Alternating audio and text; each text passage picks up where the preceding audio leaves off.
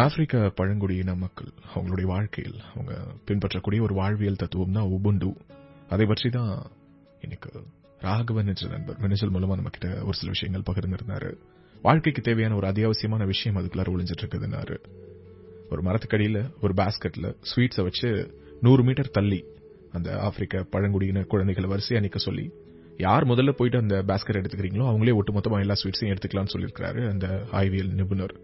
அந்த குழந்தைங்க என்ன பண்ணாங்க? அதான் ரொம்ப ஆச்சரியம். என்ன பண்ணிருக்காங்க? அந்த குழந்தைகள் எல்லோரும் அவங்களுடைய கைகளை ஒன்றோடு ஒன்று கோர்த்துக்கிட்டு எல்லோரும் ஒரு சேர நடந்து வந்து அந்த பாஸ்கெட் எடுத்து அவங்களுக்குள்ளார பிரிச்சுக்கிட்டாங்களாம். அப்போ அந்த ஆய்வியல் நிபுணர் கேட்டிருக்கிறாரு, ஏன் இப்படி பண்ணீங்க? யாராவது ஒருத்தங்க முதல்ல வந்திருந்தீங்கன்னா அவங்களே ஒட்டுமொத்தமா அந்த பாஸ்கெட் எடுத்துக்கலாமே, ஏன் எல்லோரும் கைகளை கோர்த்து ஒன்றாக வந்து எடுத்து அந்த பாஸ்கெட்டை பகிர்ந்து சாப்பிடுறீங்கன்னு சொல்லி கேட்டிருக்கிறாரு அதுல இருந்த ஸ்வீட்ஸ. அப்போ அந்த குழந்தைகள் சொன்ன பதில் தான் உபுண்டு. அதனுடைய அர்த்தம் என்னன்னா, எப்படி நம்மை சார்ந்த மற்றவர்கள் வருத்தமாக இருக்கும்போது நம்ம சந்தோஷமாக இருக்க முடியுங்கிறது தான் அந்த ஒரு வார்த்தையினுடைய அர்த்தம் ஆப்பிரிக்க பழங்குடியின மொழியில. உபுண்டுனா அவங்களுடைய மொழியில் I am because we are, நானாக இருப்பதற்கு காரணம் இவர்கள்தான் அப்படிங்கிறது அதற்கான அர்த்தம். எல்லா தலைமுறைக்கும் தேவையான ஒரு செய்தி இதுக்குள்ளார ஒளிஞ்சிட்டு இருக்குது. ஆமா, ஏன்னா நாம அப்படின்னு சொல்லி நாம தனியா ஒரு விஷயத்தை நமக்குள்ளார உருவகப்படுத்திக்கிறோம். நாம மட்டுமே உருவாகி வந்ததா நினைக்கிறோம்ல, அப்படி நம்ம உருவாக்கி வரல. நம்மள பல பேர் சேர்ந்து உருவாக்கி இருக்காங்க. நாம ஒன்னும் சுயம்புலாம் கிடையாது. இந்த உலகத்துல எல்லோருக்குமே எல்லோருடைய அன்பு, பாசம், பற்றுதல், அவங்களுடைய சப்போர்ட், கைடன்ஸ் இது எல்லாமே தேவைப்படுது. அது கிடைச்சுதான் நம்ம உருவாகி இருக்கோம். அப்படி இருக்கும்போது நான் என்ற ஒரு கர்வமோ அகந்தையோ நமக்குள்ளார வரவே கூடாது. என்னைக்குமே நான் ஒரு தனிப்பட்டவன் அல்ல. நான் தனியா அப்படியே முளைச்சு வந்து இல்ல. என்ன 4 பேர் சேர்ந்து உருவாக்கி இருக்காங்க. அவங்களுடைய சந்தோஷமும் என்னுடைய சந்தோஷத்தோடு சார்ந்து இருக்குதுங்கிற ஒரு எண்ணத்தோடு நம்ம இந்த சமூகத்தை பார்க்கும்போது இங்க சுயநலமான விஷயங்கள் குறையும். என்ன சொல்ல போனா நிறைய பகிர்தல் நடக்கும். மற்றவர்களுக்காக அன்பு செலுத்தக்கூடிய வாய்ப்புகள் உருவாகும்னாரு. அந்த உபுண்டுங்கிற வார்த்தை அது வேண்டுமானால் நமக்கு புரியாத மொழியாக இருக்கலாம். ஆனால் ராகவன் பகிர்ந்த அந்த செய்தியும் கதையும் நமக்கு புரிந்த ஒரு மொழி தான். அந்த மொழி அன்பு. 4 years பேக் உங்களுடைய ஷோக்கு நான் மெயில் பண்ணிருக்கேன். இப்ப நான் காலேஜ் ஃபைனல் இயர் படிச்சுட்டு இருக்கேன். அப்போ நான் ஸ்கூல் டேஸ்ல இருந்தபோது என்னுடைய லைஃப்ல நான் கடந்து வந்த ஒரு காதல் தோல்வி பற்றி எழுதியிருந்தேன். உங்களுக்கு ஞாபகம் இருக்குமான்னு தெரியல. என்னோட பேர் மாயா. எப்படி இருக்கீங்க அண்ணா அப்படின்னு தான் தன்னுடைய மினிச்சில தொடங்கியிருந்தாங்க மாயா. ரேடியோ சிட்டிக்காக தன்னுடைய உணர்வுகளை பகிர்ந்துக்கிட்டாங்க. அம்மா, அப்பா, தம்பி, நான், இதான் என்னுடைய குடும்பம். இப்போ அவங்க யாருமே இங்க இல்ல. அவங்க எல்லோருமே யுஎஸ்ல இருக்காங்க. நான் இங்க ஒரு ஹாஸ்டல்ல தான் தங்கி படிச்சுட்டு இருந்தேன். அங்க எனக்கு சாப்பாடு செட் ஆகல, அல்சர் வந்துருச்சு. நடுவில் ஹெல்த் பத்தி எந்த விதமான கன்சர்னும் இல்லாம இருந்தேன். லவ் ஃபெயிலியர் அப்படின்னு வாழ்க்கையை முடிஞ்சிருச்சு அப்படிங்கிற மாதிரியான அந்த கிளீஷேக்குள்ளார நானும் மாட்டிட்டு இருந்த காலகட்டம் அது. அப்பதான் உங்களுடைய ஷோ ரொம்ப அடிக்டிவா கேட்க ஆரம்பிச்சேன். என்னுடைய வாழ்க்கையில் 2 கலந்த ஒரு குரல் உங்களுடையது. நாங்க ரொம்ப சந்தோஷமா இருந்தது. இந்த மாதிரியான வார்த்தைகளை பல வருடங்களா கேட்டுட்டே இருக்கேன். பட் ஸ்டில் ஒரு சந்தோஷமா இருக்கிறவங்களுக்கு நம்முடைய குரல் ஆறுதலா இருக்குது அப்படிங்கறத விட ஒரு சோகத்துல இருக்கிறவங்களுக்கு நம்முடைய குரல் ஆறுதலா இருக்குதுங்கிறது தான் ரொம்ப முக்கியமான விஷயமா நான் பாக்குறேன். அம்மா, அப்பா, தம்பி எல்லாருமே ஸ்டேட்ஸ் போயிட்டாங்க. அதுக்கு பிறகு நான் என்னுடைய பாட்டி வீட்டுல தான் போயிட்டு தங்க ஆரம்பிச்சேன். பட் என்னன்னு தெரியலன்னா என்ன எல்லோருமே ஒரு பேர்டனாவே பாக்குறாங்க. என்னுடைய பாட்டி எனக்கு உடம்பு சரியில்லை அப்படின்னு உன்னுடைய அம்மா அப்பாவை வர சொல்லு, நீ அவங்க கூட இருந்துக்கோ, என்னால எல்லாம் உன்னை வச்சு பாத்துக்க முடியாது, உனக்கு பணிவிட செய்யறதுக்கான நான் இருக்கேன்னு கேட்டாங்க. மேபி பாட்டி ஏதோ ஒரு ஃப்ரஸ்ட்ரேஷன்ல கூட பேசியிருக்கலாம். பட் எனக்கு ரொம்ப சங்கடமா இருந்தது. நாங்க மாயா ரேடியோ சிட்டிக்காக எனக்கு தன்னுடைய உணர்வுகளை பகிர்ந்துக்கிட்டாங்க. 4 வருஷத்துக்கு முன்னாடி அவங்க ஸ்கூல் படிக்கும்போது நம்முடைய ஷோக்கு ஒரு மின்னஞ்சல் பண்ணியிருந்தாங்க. அதற்கு பிறகு இப்ப கல்லூரி இறுதி ஆண்டு படிக்கும்போது ஒரு மின்னஞ்சல் அனுப்பியிருந்தாங்க. அதை தொடர்ந்து அழைத்து பேசினேன். லவ் ஃபெயிலியர் அதுல இருந்து மீண்டு வந்திருக்கேன். பட் இப்போ ஹெல்த் ரொம்ப போட்டு பாடப்படுத்துது. சில நேரங்கள்ல ரொம்ப லோன்லியா ஃபீல் பண்ணிருக்கேன். கோர்ஸ் முடிச்ச உடனே இங்க வந்துரு அப்படின்னு சொல்லிட்டு அப்பா சொல்றாரு. பட் ஸ்டில் எல்லோருக்குமே இங்க வேலை, கமிட்மெண்ட்ஸ், அவங்களுக்கு இங்க 1000 பிரச்சனை இருக்குது. என்னுடைய ஃப்ரெண்ட்ஸையும் சேர்த்து தான் சொல்றேன். யாருக்குமே என் பக்கத்துல உட்காந்து பேசுறதுக்கோ அல்லது எனக்கு என்ன பிரச்சனைன்னு கேட்கறதுக்கோ டைம் இல்ல. நீங்க அடிக்கடி உங்களுடைய ஷோல சொல்லுவீங்க இல்லையா, இங்க பேசுறதுக்கு நிறைய வார்த்தைகள் இருக்குது, ஆனா கேட்கறதுக்கான காதுகள் தான் இல்ல அப்படின்னு சொல்லிட்டு. அந்த மாதிரி தான் எனக்கும் சொல்றதுக்கு நிறைய இருக்குது. யார்கிட்ட சொல்றதுன்னு தெரியாம தனியா உட்கார்ந்து இருக்கும் போது நாம ஒரு அனாதையோ அப்படிங்கிற ஒரு எண்ணம் கூட வருது. நாங்க மாயா இன்னொரு 5 மாசம் கோர்ஸ் இருக்கு. அதை முடிச்சுட்டு எங்கேயாவது போயிடணும். எனக்குன்னு நிறைய நபர்கள் இருக்கக்கூடிய இடத்துக்கு போகணும். அதுதான் எனக்கு இப்போதைக்கு ஓடிட்டு இருக்கக்கூடிய ஒரே எண்ணம். நாங்க மாயா ரேடியோ சிட்டிக்காக எனக்கு தன்னுடைய உணர்வுகளை பகிர்ந்துக்கிட்டாங்க. முதல் விஷயம் மாயா, நீங்க அனாதை அப்படின்னு சொல்லிட்டுலாம் உணர வேண்டிய அவசியமே கிடையாது. இந்த உலகத்துல கடைசியா ஒரு நபர் இருக்கும்போது அவருக்கு துணையாக மற்ற ஒரு நபர் இருந்தாலும் அந்த இன்னொரு நபர் அனாதை கிடையாது. அதுதான் நிதர்சனமான உண்மை. அது உங்களுக்காக இங்க நாங்க இருக்கோம். அண்ணான்னு சொல்லி உரிமையா சொல்லியிருக்கீங்க. ஒரு அண்ணனா நான் இருக்கேன். உங்களுக்கு எப்பப்பெல்லாம் பேசணும்னு தோணுதோ அப்பெல்லாம் நீங்க ரேடியோ சிட்டிக்கு கால் பண்ணலாம். உங்களுடைய போனை பிக் பண்ணி நான் பேசுவேன். மின்னஞ்சல் பண்ணுங்க, உங்களுடைய மொபைல் நம்பர் ஷேர் பண்ணுங்க, நான் உங்களுக்கு கூப்பிட்டு பேசுறேன். அண்ட் இன்னைக்கு இந்த நிகழ்ச்சி மூலமா உங்களுடைய வாழ்க்கை பதிவை நான் ஷேர் பண்ணிக்கிறேன். உங்களுக்கு நிறைய நண்பர்கள், தோழிகள் கிடைப்பாங்க. அண்ட் அது எல்லாத்தையும் தாண்டி நிறைய ஆக்டிவிட்டீஸ்ல உங்களை நீங்க என்கேஜ் பண்ணிக்கோங்க. நிறைய ஆக்டிவிட்டீஸ், குறிப்பா மற்றவங்களுக்கு உதவக்கூடிய ஆக்டிவிட்டீஸ். ஒரு ஸ்கிரைபா போயிட்டு வெளி இழந்த நண்பர்கள், தோழிகளுக்கு எக்ஸாம் எழுதுங்க. கனிமாரா லைப்ரரிய ரீவேம் பண்றாங்க, அங்க மெம்பர்ஷிப் சேர்க்கிறாங்க. அங்க போயிட்டு ஆக்டிவிட்டீஸ்ல ஈடுபடுத்திக்கோங்க. எங்கேயாவது ட்ரெக்கிங் போங்க, லாங்கா டிராவல் பண்ணுங்க. உங்களுக்கு பிடிச்ச இசை கேளுங்க, ரேடியோ சிட்டி கேளுங்க. முடிஞ்சதுன்னா உங்களுக்கு என்னென்னலாம் பிடிக்குமோ அது எல்லாத்தையுமே பண்ணுங்க. அண்ட் மறுபடியும் சொல்றேன், ரொம்ப அழுத்தமா சொல்றேன், நம்மளை தாண்டி பல பிரச்சனைகளோடு இந்த உலகத்துல நிறைய பேர் வாழ்ந்துட்டு இருக்காங்க. தன்னுடைய வாழ்நாள் முழுவதுமே பெட் ரிடனா, ஒரு அடி கூட நகர முடியாம விட்டத்தை வெறிச்சு பார்த்தபடி எத்தனையோ பேர் இங்க பேஷன்ஸா எத்தனையோ ஹாஸ்பிட்டல்ஸ்ல படுத்திருக்காங்க. தீர்க்க முடியாத நோய்களை சுமந்துக்கிட்டு வாழ்ந்துட்டு இருக்காங்க. அவங்களுடைய வாழ்க்கையில சால்வ் பண்ண முடியாத மிகப்பெரிய பிரச்சனைகளை எதிர்கொண்டு தினசரி வாழ்ந்துட்டு இருக்காங்க. அடுத்த வேளை அவங்களுக்கு சாப்பாடு கிடைக்குமா, அவங்களுடைய வாழ்க்கை நிரந்தரமா இல்லையா அப்படின்னு கூட தெரியாத வாழ்க்கையை எத்தனையோ பேர் மேற்கொண்டு வாழ்ந்துட்டு இருக்காங்க.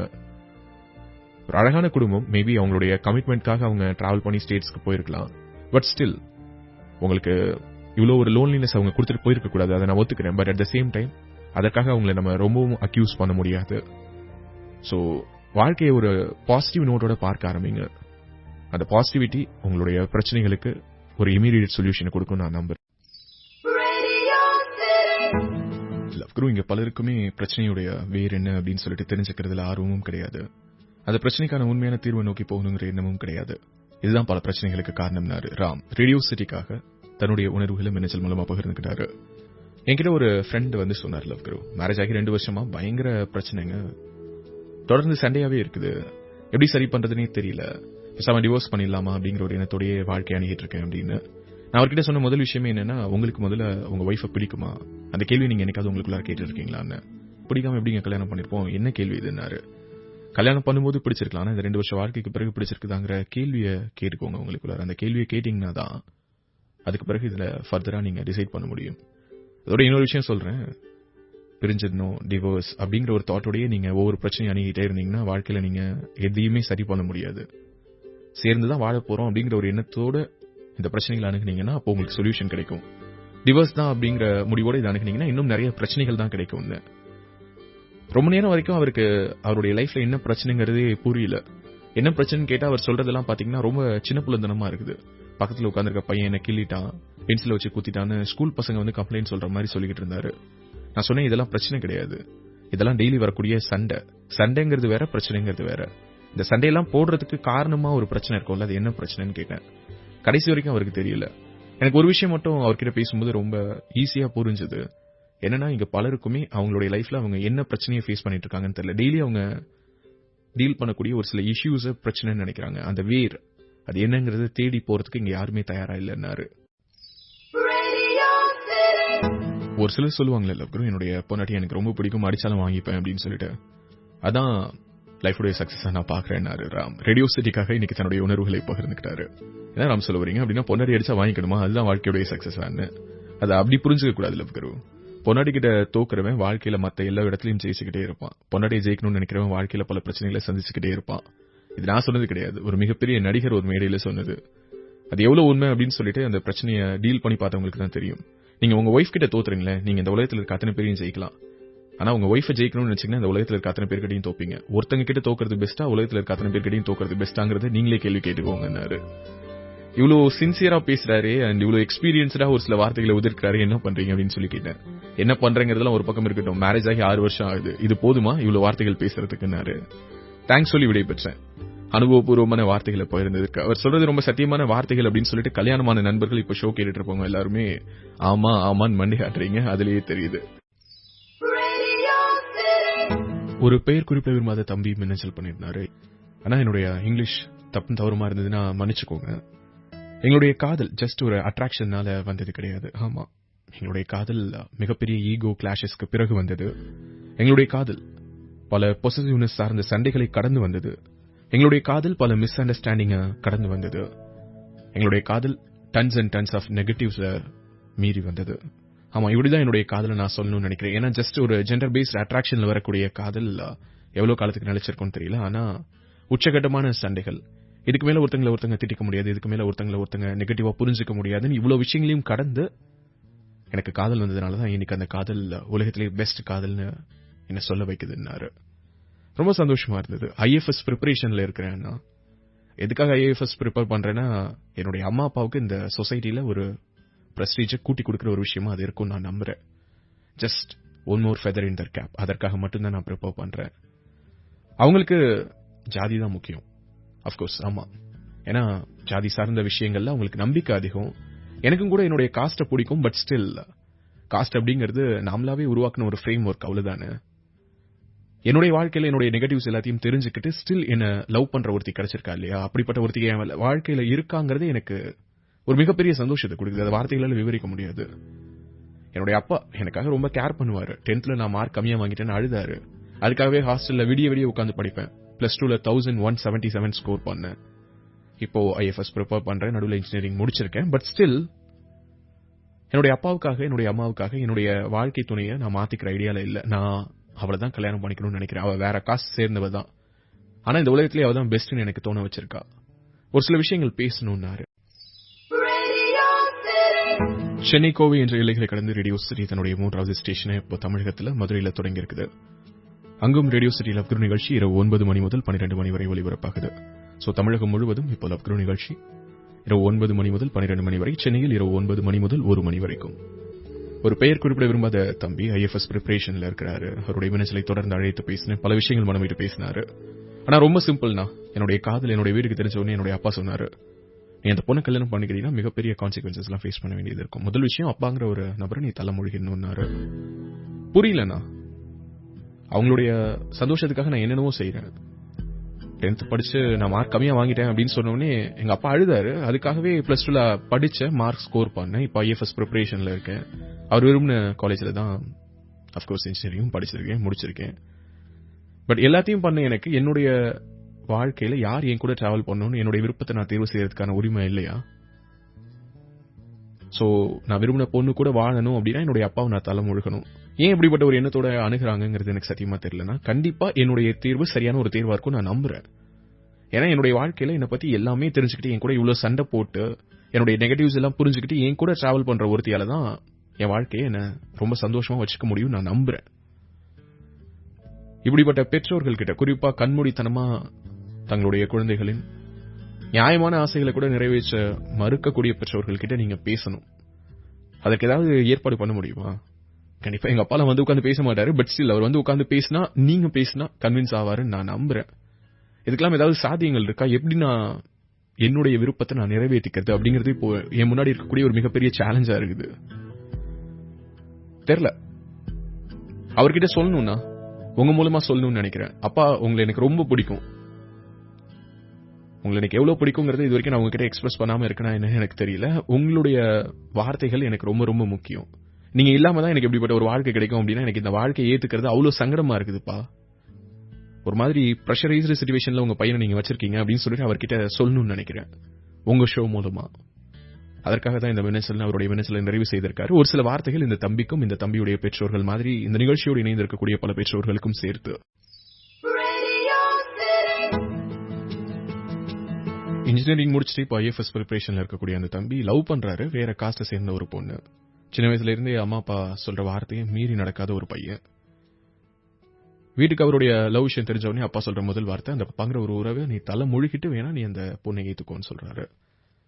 யோசிச்சு பாருங்க, ஐஎஃப்எஸ் படிக்கிற ஒரு பையனுக்கு அவருடைய பேரை கூட சொல்றதுல ஒரு தயக்கம் இருக்குது அப்படின்னா, காதலை நம்ம இந்த சமூகத்துல எப்படி அணுகிட்டு இருக்கோம்? என்ன மாதிரியான ஒரு அச்ச உணர்வு ஒரு பையனுடைய மனசுக்குள்ளார ஏற்படுத்தினா, தன்னுடைய வாழ்க்கையில மிகப்பெரிய இலக்கு நோக்கி பயணிக்கக்கூடிய ஒரு பையனுக்கு ஒரு பொது வெளியில அவருடைய பேரை சொல்றதுல கூட ஒரு தயக்கம் இருக்குது. ஏன்னா ஒரு பயம். இன்னொரு வகையில பார்த்தா அப்பா காயப்பற்றுவாரோ அப்படிங்கிற ஒரு எண்ணம். இப்ப கூட அவர் ரேடியோ மூலமா என்ன சொல்றாருன்னா, அப்பாவுக்கு என்னுடைய அன்பை புரிய வைங்க, நான் அவரை ரொம்ப கேர் பண்றேங்கிறத புரிய வைங்க. அவருடைய வார்த்தையை மீறி என்னால ஒரு வாழ்க்கையை ஆரம்பிக்க முடியாது. அவர் சாபம் விட்டாருன்னா எனக்கு இந்த வாழ்க்கையை வேணாங்கிற ஒரு எண்ணம் தான் எனக்குள்ளார வருதுன்னு சொல்றாரு. முதல் விஷயம் பெற்றோர்களுக்கு உங்களுடைய குழந்தைகளுடைய நியாயமான ஆசைகளை தயவு செய்து உட்கார்ந்து கேளுங்க. தப்பு கிடையாது. IFS ப்ரிப்பேர் பண்றாங்கிறதுனால அந்த பையனுக்கு நான் சப்போர்ட் பண்ணல. தன்னுடைய வாழ்க்கையில ஒரு சின்னோண்டு விஷயத்துல போதும் அந்த பையன் எந்த அளவுக்கு அவங்க அம்மா அப்பா மேல ஒரு கேரிங்கோட இருக்காங்கறத உணர்த்துறதுக்கு. 10th மார்க் கம்மியா எடுத்துட்டேன், அதனால என்னுடைய அப்பா அழுதாருங்கிறதுக்காக விடிய விடிய உட்கார்ந்து படிச்சு 1177 ஸ்கோர் பண்ணேன்னு சொல்றது அந்த பையனுடைய திறமைக்காக ஒரு சான்று அல்ல, அந்த பையனுடைய அன்புக்கான ஒரு சான்றை நான் பார்க்கிறேன். சோ இப்ப கூட IFS படிக்கிறேன். என்னுடைய அப்பா அம்மாவுக்கு இந்த சொசைட்டில ஒரு பிரஸ்டீஜ் கூட்டுவதற்காக, அவங்களுடைய one more feather in cap அப்படிங்கிற மாதிரி மேலும் ஒரு சந்தோஷம், மேலும் ஒரு அங்கீகாரத்தை என்னுடைய பெற்றோர்களுக்கு பெற்று தருவதற்காக இப்படிப்பட்ட ஒரு முயற்சியில் இருக்கேன்னு சொல்லக்கூடிய ஒரு பையன். அப்படிப்பட்ட பையனுடைய ஆசை என்னவா இருக்கும்? அவன் தேர்ந்தெடுத்திருக்கக்கூடிய அந்த தேர்வு வேற ஜாதியா இருந்தா என்ன? நம்முடைய வாழ்க்கையில எல்லாமே நம்முடைய ஜாதிக்குள்ளார தான் நம்ம பண்ணிக்கிறோமா என்ன? திடீர்னு ஒரு ஆபத்து, ரொம்ப தத்துவார்த்த ரீதியா ஏதோ தர்க்கத்துக்காக பேசணுங்கிறதுக்காக இல்ல, ஒரு உயிர் போற ஆபத்து, ரத்தம் தேவைப்படுது, இந்த ஜாதியை சேர்ந்த நபர்கள் டொனேட் பண்ணாதான் ரத்தம் வாங்கிப்போன்னு சொல்லிட்டு அந்த நேரத்துல ஜாதி பாக்குறோமா? அப்ப மட்டும் அந்த ஜாதியை எங்க தூக்கி விட்டு எறிகிறோம்? வேறொரு ஜாதியை சேர்ந்தவர் கொடுக்கக்கூடிய ரத்தத்தை வாங்கி நம்ம உடம்புக்குள்ளார ஏத்திப்போம், அதன் மூலமா உயிர் பிழைச்சு வாழுவோம். ஆனா வெவ்வேறு ஜாதியை சேர்ந்தவர்கள், அதுவும் நியாயமான ஒரு கோரிக்கையாக இருக்கும் பட்சத்துல, நான் அண்டர்லைன் பண்ணி சொல்றேன், நியாயமான ஒரு கோரிக்கையாக இருக்கும் பட்சத்துல ஒரு சரியான தேர்வை தான் நம்மளுடைய பையன் செஞ்சிருக்காங்கிற ஒரு நம்பிக்கை ஏற்படக்கூடிய பட்சத்துல அதை தயவு செய்து வைக்கலாம் இல்லையா? கண்மூடித்தனமா உங்க குழந்தைகளுடைய ஆசைகளை எதிர்க்காதீங்க. அதற்கு பிறகு என்னுடைய குழந்தை என்னுடைய வார்த்தையை மீறிட்டான், வீட்டை விட்டு வெளியில போயிட்டான்னு சொல்லிட்டு அலறதை விட அவங்களுடைய ஆசைகளை கூப்பிட்டு உட்கார்ந்து பேசி பார்த்து பரிசீலித்து நியாயமான காரணங்கள் இருந்தா அதை அவங்க கிட்ட சொல்லி அவங்களையே அந்த முடிவு வேணான்னு நிராகரிக்க வைங்க. அதை விட்டு உங்களுடைய முடிவுகளை அவங்க மேல திணிக்காதீங்க. கவிஞர் மனுஷபுத்திரனுடைய வார்த்தைகள் மிக அழுத்தமான வார்த்தைகள். இந்த நேரத்தில் மீண்டும் ஒரு முறை பதிவு செய்யணும்னு நினைக்கிறேன். வீட்டை விட்டு இங்க யாரும் ஓடி போறது கிடையாது, அவங்க வீட்டை விட்டு துரத்தப்படுகிறார்கள். சோ அப்படிப்பட்ட ஒரு முடிவுக்கு உங்களுடைய குழந்தைகளை தள்ளிட்டு அவங்களுடைய சந்தோஷத்தை புறந்தள்ளிட்டு அப்படி என்ன இந்த ஜாதியை கடிச்சு ஆட போறோம்? அழுத்தமான ஒரு கேள்வி, ஒரு சிந்தனை, பெற்றோர்கள் கிட்ட ஒரு ரெக்வெஸ்டா வைக்கிறேன். ஒரு பெயர் குறிப்பிட விரும்பாத தம்பியின் மெனேஜ்ல தான் உங்க கூட நான் பகிர்ந்துட்டு இருக்கேன். தம்பிக்கு ஒரு சில வார்த்தைகள். முதல் விஷயம், அம்மா அப்பாவுடைய கனவுகளை நிறைவேற்றணும் அப்படின்னு நினைக்கிறதுல எந்த விதமான தப்பும் கிடையாது. ஆனா உங்களுடைய நியாயமான ஆசைகளை உங்க அம்மா அப்பா கிட்ட அவங்க விரும்பக்கூடிய வகையில, அவங்க ஏத்துக்கக்கூடிய வகையில எடுத்து வைக்கிறது எப்படின்னு நீங்க தெரிஞ்சுக்கணும். இதுவே ஒரு வகையிலான பாத்தீங்கன்னா ஸ்ட்ரெஸ் இன்டர்வியூ மாதிரி தான். நீங்க IFSக்கு ப்ரிப்பேர் பண்ணிட்டு இருக்கீங்க, கண்டிப்பா ஃபைனல் ரவுண்ட் ஆஃப் இன்டர்வியூல நிறைய ஸ்ட்ரெஸ் இன்டர்வியூஸ் அண்ட் உங்களுடைய பொறுமையை, உங்களுடைய நிதானத்தை, உங்களுடைய சாதுரியத்தை சோதிக்கிற மாதிரியான கேள்விகள்லாம் கண்டிப்பா இருக்கும்.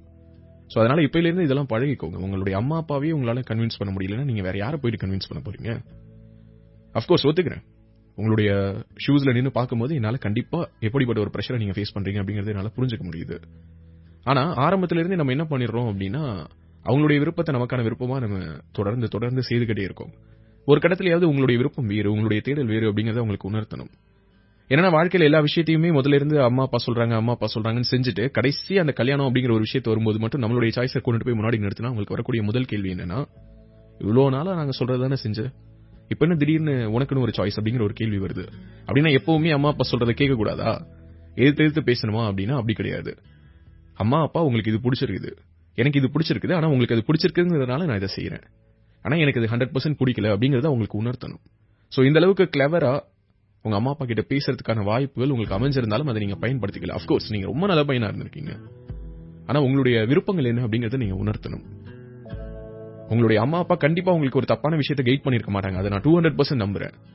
தப்பான விஷயத்தை கைட் பண்ணிருக்க மாட்டாங்க அப்படிங்கறதுனால அவங்க கைட் பண்ணது எல்லாமே உங்களுக்கு விருப்பமான விஷயமா இருக்கணுங்கிற அவசியம் கிடையாது. அது சரியான விஷயமா இருக்கலாம், சரிங்கிறது வேற, உங்களுடைய விருப்பம்ங்கிறது வேற. சோ அதை நீங்க உணர்த்தி இருக்கணும். இப்ப கூட பாருங்களேன், உங்களுக்குள்ள ஒரு சின்ன அச்ச உணர்வு, தப்பு கிடையாது. நம்மளுடைய ஷோல அந்த பிரைவசியை நம்ம பாதுகாப்போம் எப்போதுமே. விருப்பப்பட்டா மட்டும்தான் உங்களுடைய பேரை சொல்லுவோம், இல்லைன்னா சொல்ல மாட்டோம். பட் ஸ்டில் உங்களுடைய பேரை சொல்றதுக்கு இப்ப கூட உங்களுக்கு ஒரு தயக்கம் இருக்குது. கண்டிப்பா அதற்கு பின்னாடி உங்களுடைய அப்பா ஹர்ட் ஆயிடக்கூடாது அப்படிங்கிற ஒரு காரணம் கூட இருக்கலாம். பட் ஸ்டில் இந்த மாதிரியான அச்ச உணர்வு எல்லாம் விட்டு வெளியில வாங்க. ஏன்னா காதலுடைய அடிப்படை மிக முக்கியமான விஷயம் தைரியம். பின்வாங்காதீங்க. உங்களுடைய விருப்பம் என்னங்கறத சொல்லுங்க, தப்பு கிடையாது. புரிய வைங்க. கோழி மிதிச்சு குஞ்சு சாவாதுன்னு சொல்லுவாங்கல்ல, அந்த மாதிரி தான் குஞ்சுகள் மிதித்தும் இங்கு கோழிகள் சாவது கிடையாது. உணர்ந்துக்கோங்க. நீங்க கேட்டுட்டு இருக்கீங்க ரேடியோ சிட்டி காதல், உங்கள் லவ் குருவுடன்.